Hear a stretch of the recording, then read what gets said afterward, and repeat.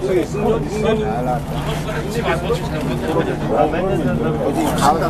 가을에 치고 가지고.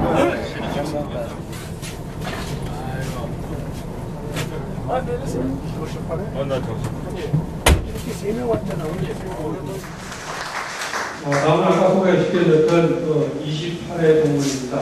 지금 직함이 꽤 많아가지고 직접 하시기로 하고, 일단 제가 알기로는 캐나다 동양의학 살리지 원장으로 되어 있는데, 하여튼 우리 한명준 28회 동물이 인류의 속생법에 대해서 40분 동안 강의를 하도록 하겠습니다. 아마 저희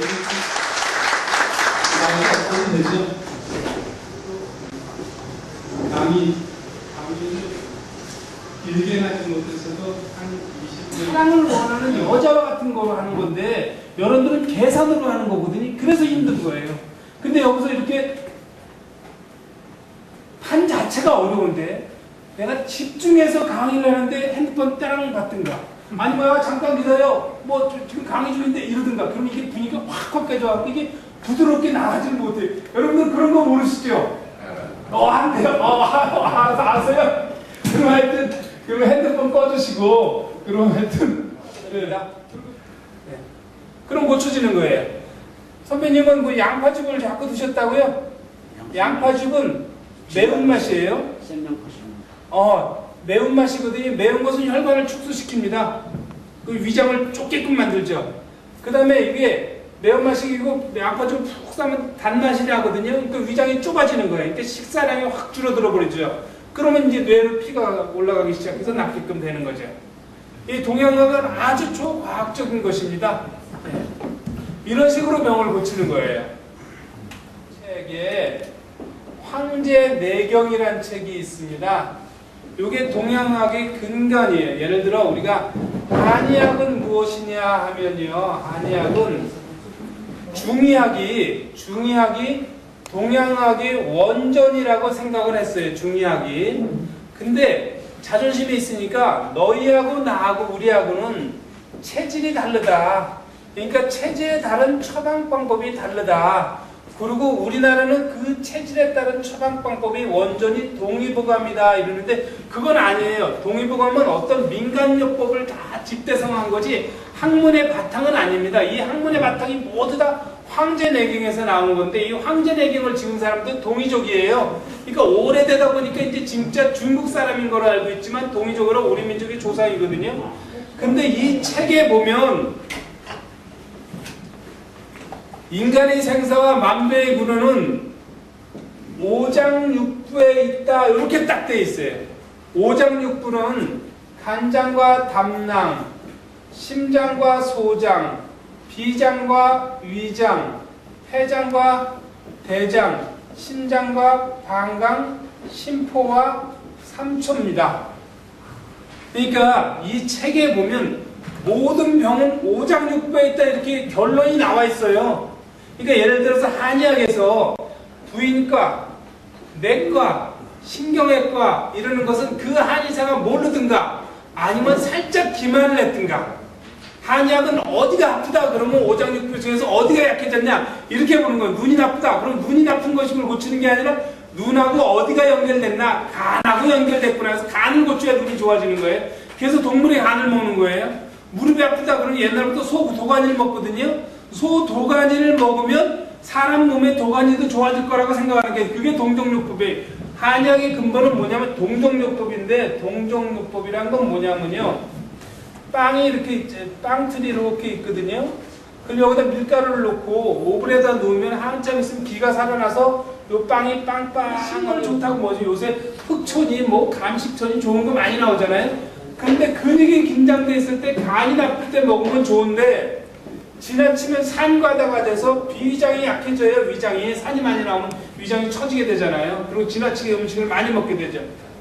비위장을 영양하는 단맛이 있는 음식을 먹으면 무릎도 좋아지는데 신장과 방광이 약해져요. 왜냐면 단 것만 너무 많이 먹잖아요. 그럼 혈관이 다 굳어버리니까요.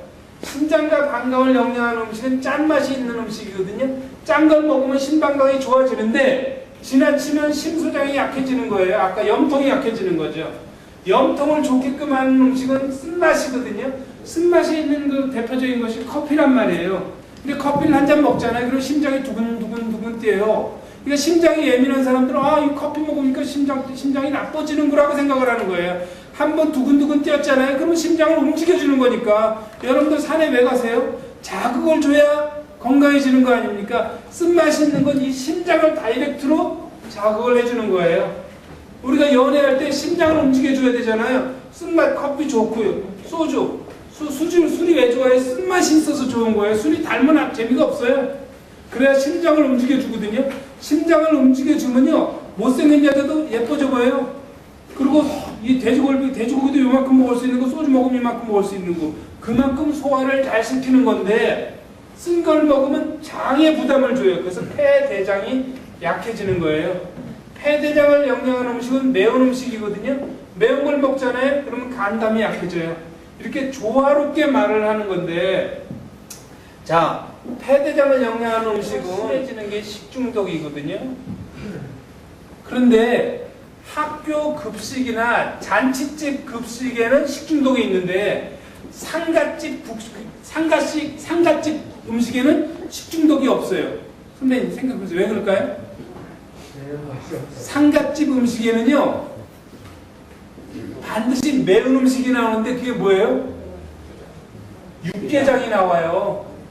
육개장을 먹어서 상갓집에 가면 식재가 썩고 있잖아요. 그러니까 균이 창궐하는 거라면 그 균을 죽이는 음식이 이 매운 음식이라.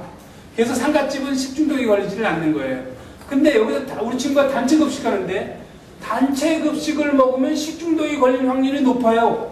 왜 그래요? 엄마가 해주는 음식, 할머니가 해주는 음식은요, 오이 소박이를 하더라도 오이 잘생긴 것도 물론 중요하지만 그 안에 양념, 파, 마늘, 고추, 양파, 배추, 이게 매운맛이거든요. 이런 것이 적절히 들어가서 식중독이 걸리지 않는데 단체 급식을 하잖아요. 그럼 오이 소백이 잘생긴 거, 또 소세지 잘생긴 거, 햄버거 잘생긴 거, 이런 건 사람들이 알아보지만 그 안에 들어가는 양념이 잘 들어간지 못 들어간지는 사람들이 몰라보는 거예요. 그러니까 대충 빼거든요. 그럼 결국은 균이 생기는 거예요. 그래서 단체 급식에 식중독이 생기는 건데, 만약에 어제 약주가 가하셔서 설사가 난다.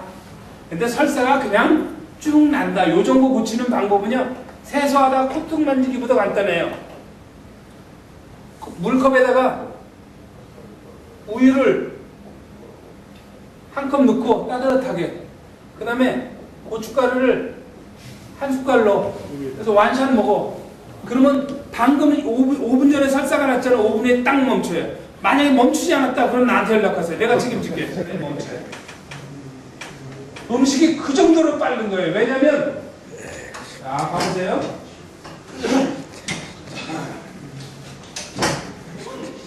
세포가 병이 들은 거잖아요. 근데 세포는 누가 만들었냐면 자기가 만든 거거든요. 자기가 뭐로 만들었어요? 음식으로 만든 거예요. 그러니까 음식을 잘 먹어서 세포가 건강해지면 이런 병들이 없어지는 거거든요.